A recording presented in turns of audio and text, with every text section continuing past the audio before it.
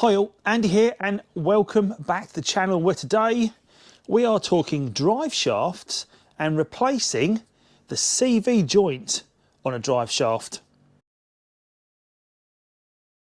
Now you may be asking yourself why I need to replace the CV joint. Well, the reason for this is, as you can see, this is rather droopy.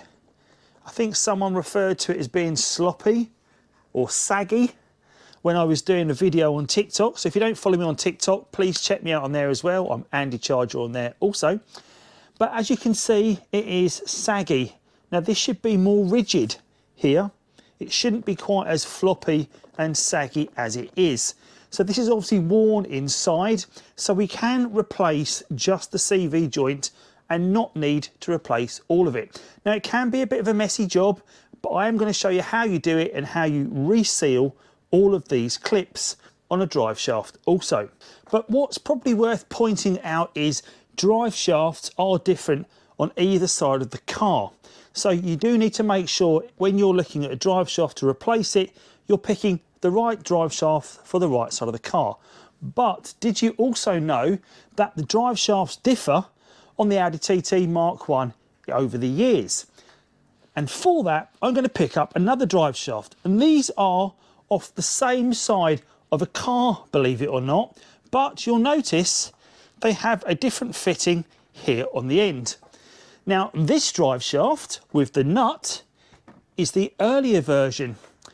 And the earlier version ran up to about 2001 or halfway through 2001.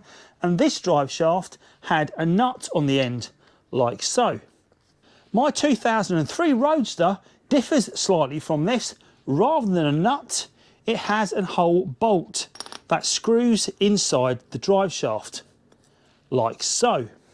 So you can see the difference between the drive shafts there. Now it's important to point this out that you check your drive shaft for your car, because the hubs on the car are not cross compatible with these drive shafts. So you need to make sure you've got the right drive shaft for your car. However, we're not replacing the whole drive shaft today. What we're going to be doing is taking this drive shaft apart to replace the CV joint inside. So let's get it stripped down and I'll show you how I do that. So here is our drive shaft, and you may notice that on this end it's got some very shiny clips and a brand new boot, because I've already replaced the boot on this end. But if you want to find out how you replace just the boot, I have a video on replacing the CV boots on an Audi TT Mk1, so I'll leave a link to this video just up here if you want to check out how to do that. But what we're going to be doing is we are going to be removing these two clips so we can get access to this CV joint under here. Now the gaiter on this is still intact, but it's probably on the verge of falling apart anyway, but it feels very soft compared to this one that's a lot more rigid. So it makes sense that we replace the boot at the same time. So you can see there is this clip, and the way these clips work is they have three little teeth that clip into the clip around the outside, and it's pinched together just here. So you need to just open this up very slightly, which should allow you then to get a bit of movement under that, and then you can unclip it quite easily like that. Now we will be replacing the clip, so we'll take it off for now. And then if you pull that back, and you can see it's quite cruddy around there, so we'll also give that a clean up. We'll do the same thing on the larger clip.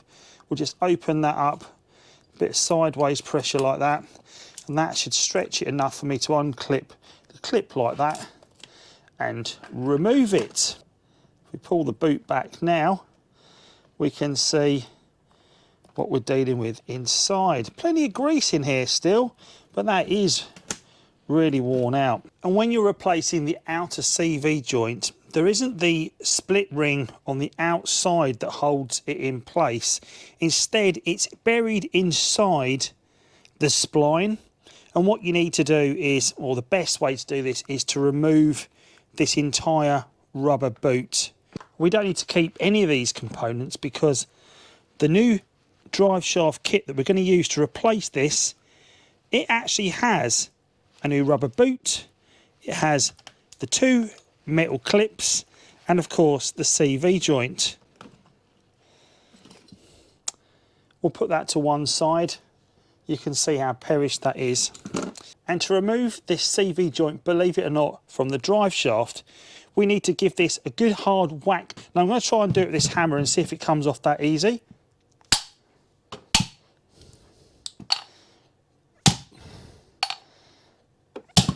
Just like that.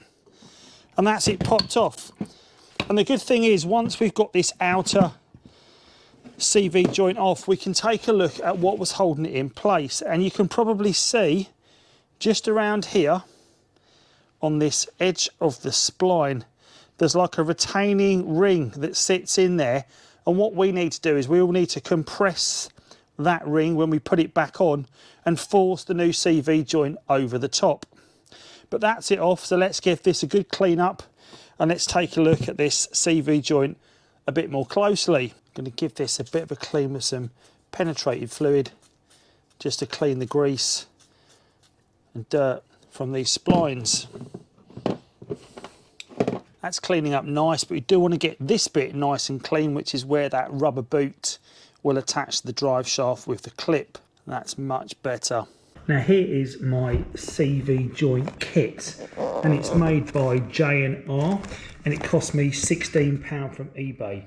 And the reason I want to tell you about this kit, I think it's superb value for money. It's one that was recommended to me by a fellow Audi TT Mk1 enthusiast. These are the ones he always goes to. And the reason I think it's such good value for money is, inside the box, you get your brand new CV joint. Here it is, all dry and waiting for some grease to go on it. But when we talk about the grease that needs to go on it, just put that back in the bag. You also get J&R CV joints grease to apply to it with the kit, so that's great. You don't need separate grease, but you also don't need to go and source yourself a new CV boot separately, because it comes in the kit. And I was really surprised by that. I was expecting to have to get one myself. I have got a couple of spare ones anyway, but that was really good, because you know you're going to pay a few pounds for that anyway. So we've got a CV boot, but this is the icing on the cake, is the fitting kit that comes with it, because you've got a brand new inner clip for the inner part of the drive shaft right there. We've also got this little collar, and that has split when we've removed the old one from the drive shaft, so I'm glad we've got one of those. We've also got the big clip. This is the one that goes around the larger part of the boot, so we've got that as well. We've also got the metal, I guess a safety clip or safety ring that protects the end of the drive shaft like so from the ring.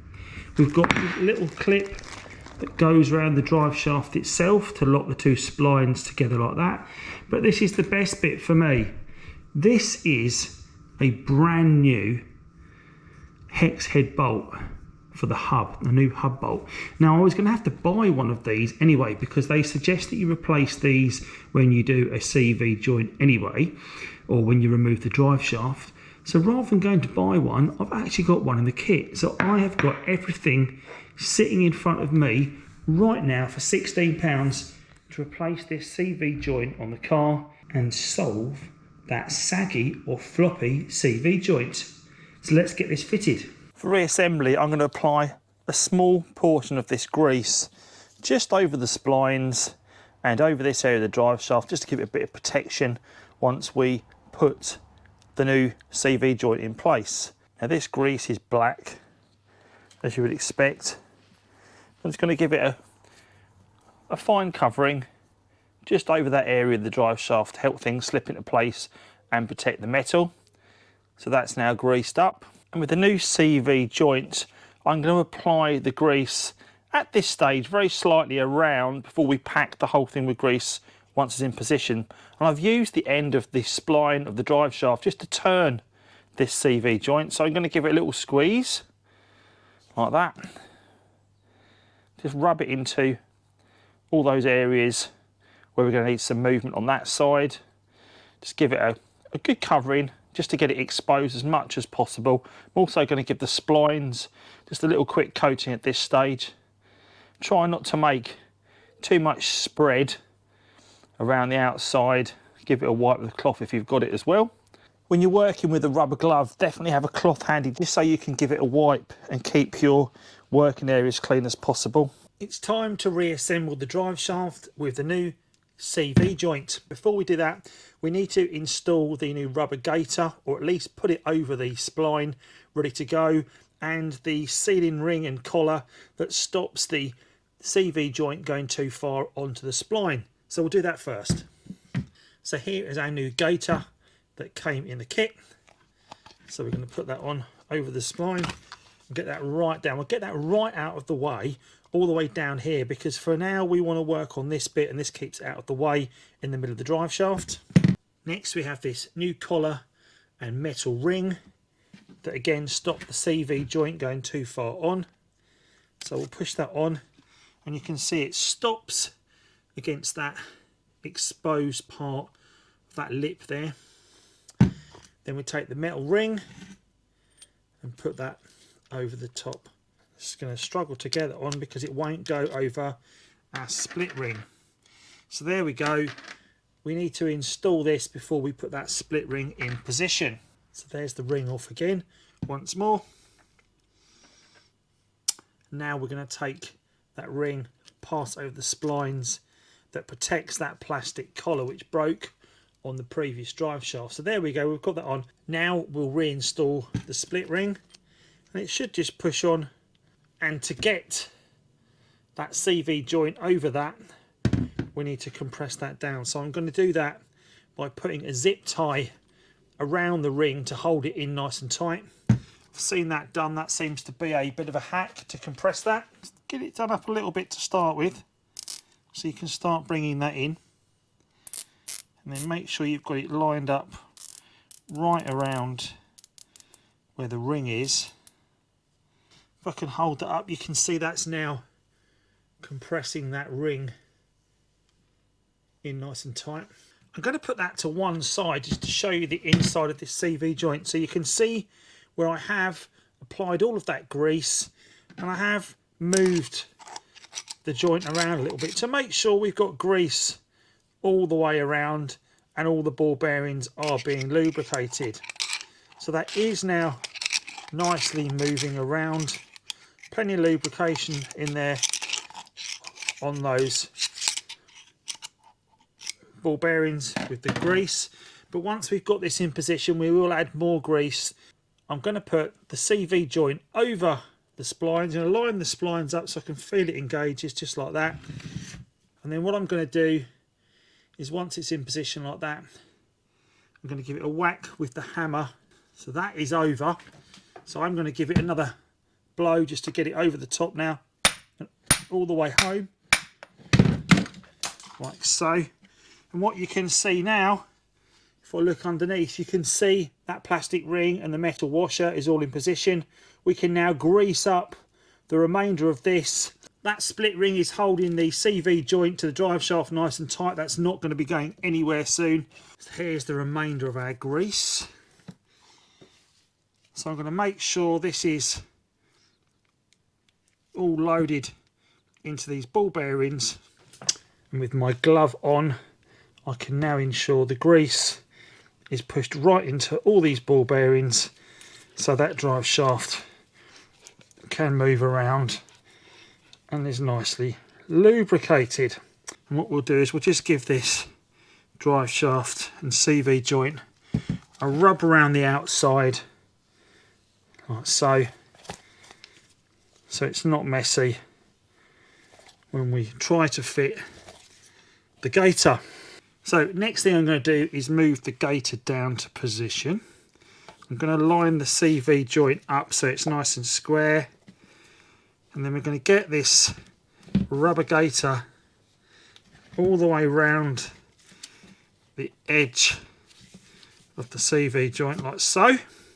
With the CV boot now in place and just in the right location around the new CV joint, I'm going to take these R-clip pliers and I'm going to close this up. So I've closed this R-clip as tight as I can, engaging these 3 notches just here in the teeth so that doesn't move. And what I'm going to do is pinch this bit together to close up the drive shaft nice and tight. So all I do is making sure it's all in the right position around the CV joint is I'm going to get these pliers now, put them around, pinch together nice and tight. That closes that up, and now that rubber boot is not able to slip anywhere off that CV joint. Now with that outer CV joint clip in place and the inner CV joint clip on the inner part of the CV boot in position and nipped up with our R-clip pliers, we can see that that CV boot is now nice and secure. It moves nicely, but what it doesn't do now, it doesn't sag on its own. When I move it to position, it kind of stays there. So that is a nice rigid drive shaft with an easy to replace CV joint on the end of it. And that is now ready to go back on the car with 2 brand new boots and a brand new outer CV joint. I'm really pleased with how this drive shaft reassembly has come out, particularly replacing the whole of the CV joint on the end of the drive shaft. What a difference that makes. And I think for £15, that is a bargain. So rather than spending £115 on a new drive shaft, I spent £15 and I've got that back in the game. And I hope you've enjoyed watching this video on how to replace a CV joint on your drive shaft, and of course, how to reattach the boots. Please do give it a thumbs up, and also think about subscribing to my channel if you've not already done so, where you'll find a whole host of content and how-tos on jobs for the Audi TT Mk1. As always, thanks for watching. See you soon. Take care. I better go and find my glasses.